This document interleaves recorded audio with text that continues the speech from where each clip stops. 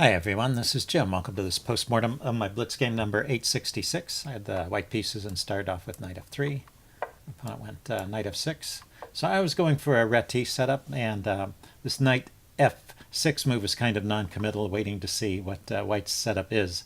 I often play that way myself. Here this g3 gives away my setup, and black went for a symmetrical setup with g6. When I'm in this position, I actually often play with d5 and c6 and just set up, this pawn chain to counter the bishop on g2. And I've had good luck with that response. But of course, this is a fine way to play as well. So black gets the same neat little setup that white gets. And after we both castle, you can see this line has been played many times before. White has sort of a choice here. Well, d3 is still a move. It's kind of interesting. It's a flexible move because it could allow continuation with e4. That would be a King's Indian attack, or with c4. It could go either way, so a kind of a flexible move. I'm going c4 immediately here. d4 would transpose into a kind of Catalan. You see those are the top two choices. So that's what I chose. I thought it's more consistent with the Reti setup. Kind of looking at the light squares with this bishop and the pawn, and then this knight is coming out to c3. So anyway, he went with d6 here. Put my knight on c3. Yes, I'm continuing to look at those light squares here. And then he played the rare move bishop f5. I think a more reasonable way to continue is with one of these two moves, e5 or knight c6. So e5, for example, it's a bit of a forcing move because it's threatening to come here and harass the knight. So d3 is kind of a natural response, and then knight c6. And I think, black has a very convenient development here. He's got a little bit of a stake in the center, and then he's got room for his pieces, so black should be okay. I think white is probably still a little better with ideas of rook b1 and expanding on the queen side here. Anyway, let's get back to the game. Here, after knight c3, he played bishop to f5, and we're just out of the opening book at this point. And I think maybe this is a slight mistake. I've noticed this before in other variations. When I was learning to play the Alekhines defense, I noticed that you had a choice of bringing the bishop out over here on this side of the board or playing with the fianchetto, but when you tried to do both, it didn't work out so well. And I think the reason is that these pawns take away squares from the light squared bishop here, so it just doesn't have a lot of room to maneuver, and we see it ending up getting somewhat awkwardly placed. Let's see. So the more natural squares for this bishop. Well, I mean, one thing you could try if you want to really get the bishop out over here is to place it on g4, and then when it gets kicked, just trade it for the knight. So that's one way of solving the problem of that light squared bishop. But if you're not going to do that and you want to keep the bishop, I think putting it on d7 or b7 makes more sense in this kind of setup. Okay, back to the game. He went bishop f5. I could already play knight h4. Well, I'll show you that move in a bit. So b3 is not the most accurate. And actually right here, he could equalize. Well, not equalize. I think white still comes out a bit better. But there is this interesting line here. I think I mentioned it during the game. He could play knight e4. And this knight is pinned. He's got this diagonal looking at the rook. And the rook is undefended in the corner, so I really can't move that knight, even to trade it. So put the bishop on b2 to defend. This is the probably the main way this is played, and then he can damage my pawns like this. But I think white is okay in all these lines. In fact, white still keeps some kind of opening advantage. I looked at various moves. Black could continue with e5, or knight to c6, or even bishop to e4. And black is certainly okay, but white keeps some kind of opening advantage. So that would all be fine. Let's see. Yeah, I could have played knight h4 and maybe gotten a slightly better position. Anyway, he didn't play that way. He played knight bd7, probably not wanting to simplify, which makes a lot of sense. I went bishop b2. Right here, here's a really good point to play knight h4. Notice that I'm not only attacking the bishop, but I'm also attacking the b pawn over here, which is loose. So I'm going to either win a pawn or inflict some kind of structural damage over here. So that would have been an early opportunity to play knight h4. I did play it later in the game, but anyway, I missed several opportunities earlier. Let's see, I went bishop b2, he went c6, shutting down some of those tactics along that diagonal. Go rook c1. So I'm just continuing with my normal setup here, and I've got quite a decent setup, so this is not like anything has gone wrong for white. It's just I could have gotten a bigger edge. And now I decide to go ahead and take more space in the center, since he'd never really tried to claim the center. And then he went with c5. And right here is my second chance to play that knight h4 move, because c5, that diagonal was shut down for a while, but now with c5, that's available. Now this is a bit trickier because after I play knight h4, he can take and attack my knight. But there's a clever line here. I go ahead and take the bishop, and if he takes my knight, which is not a good move, then I can take here, this undefended e-pawn. I take with check, and then after he moves the king, then I can take this pawn. So I win a pawn and come out in pretty good shape. This knight can retreat from its maybe dangerous or exposed position there, and but it's got a good retreat square on d5, so that would be nice. So anyway, after knight takes f5, he has to take back with the queen, and then I can play knight to b5 and round up this pawn. So I get the pawn back, and with a good position. So it doesn't win material, but white is in pretty good shape there. So that would have been interesting. Let's see. I pushed on with d5. Now this diagonal is shut down, and so I don't have those surprise tactics along the diagonal anymore. Let's see. He went a6, keeping my knight out of the b5 square, and also preparing to play b5. That was his plan in this position, and it's logical with this setup. He wants to just expand on the queen side. Went to queen d2. I'm trying to figure out how to get counterplay on the king side here. He went with b5. Oh, bishop a1. So I wanted to be able to do some stuff with this knight, and I didn't want my bishop getting exposed. Well, both my queen and my knight. I didn't want this bishop being loose on b2, so I dropped it back. I think that was an okay move.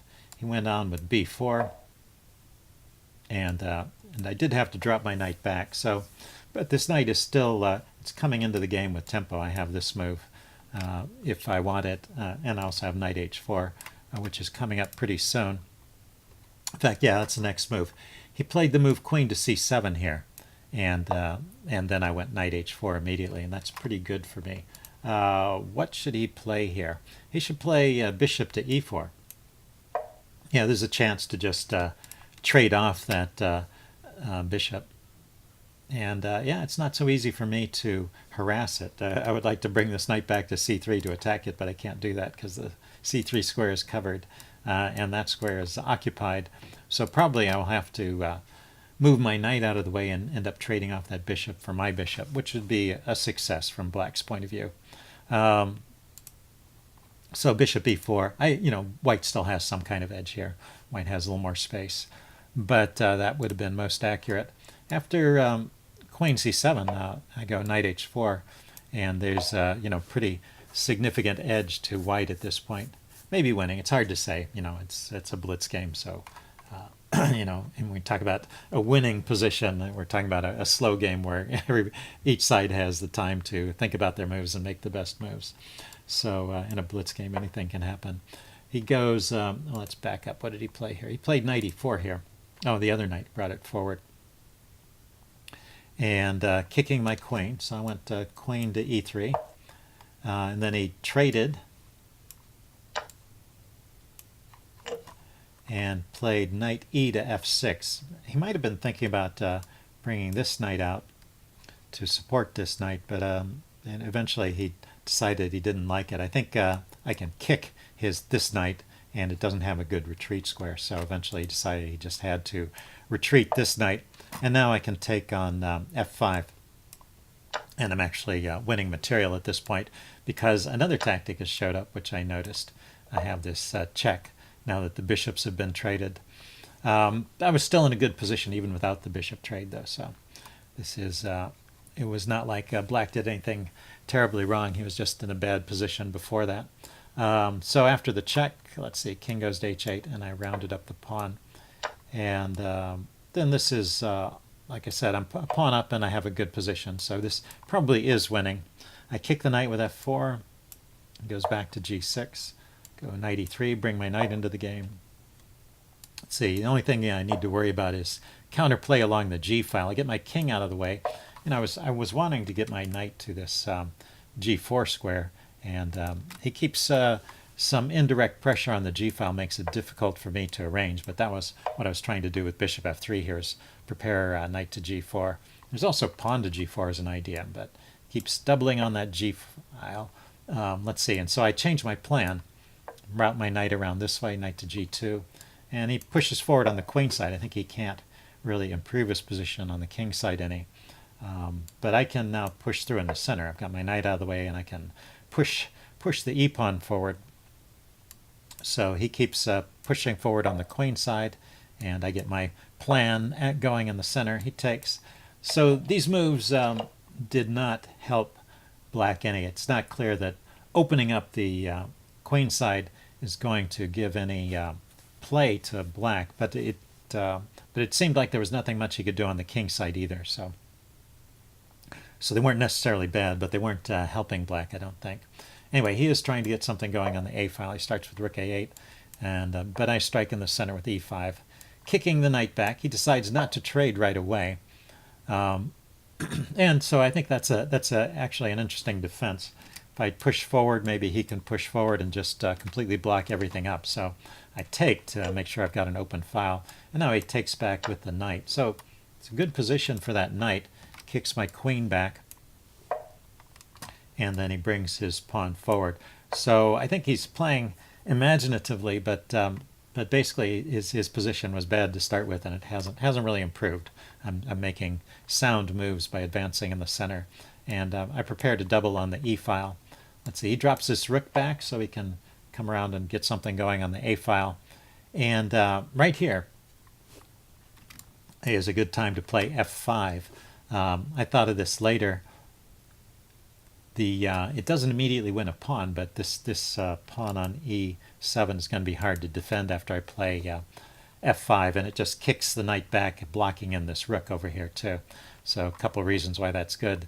Anyway, but I was going for this plan of doubling on the e file, and now he played rook g to a8. Here he could have slowed down my operation by playing something like queen c8 or queen to d7.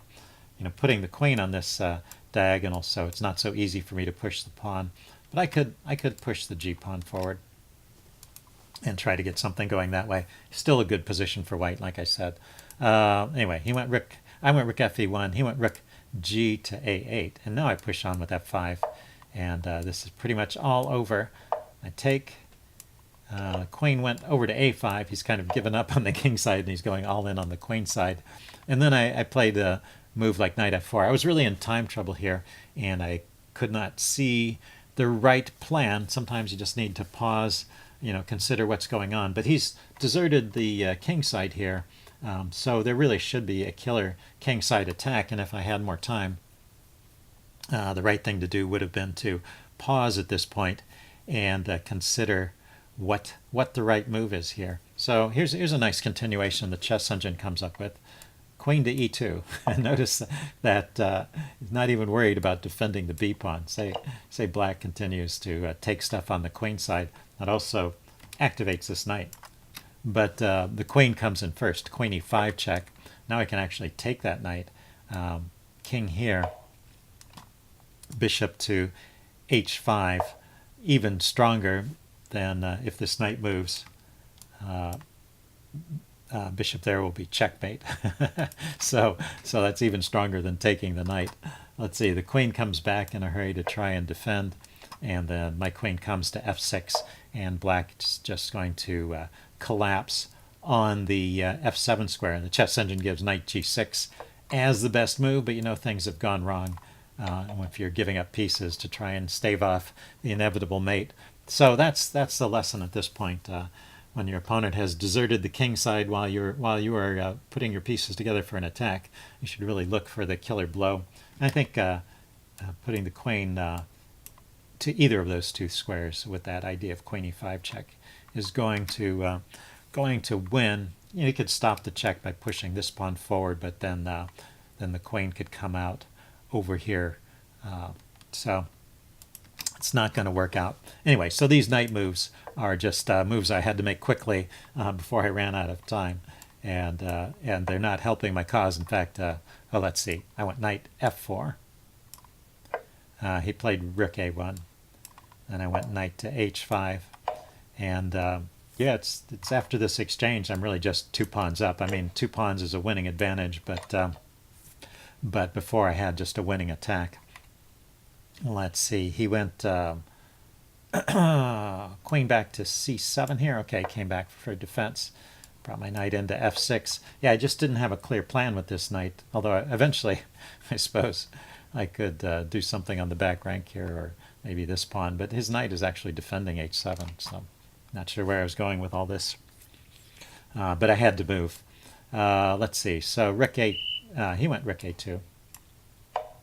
I opposed on the second rank. He threw in the check.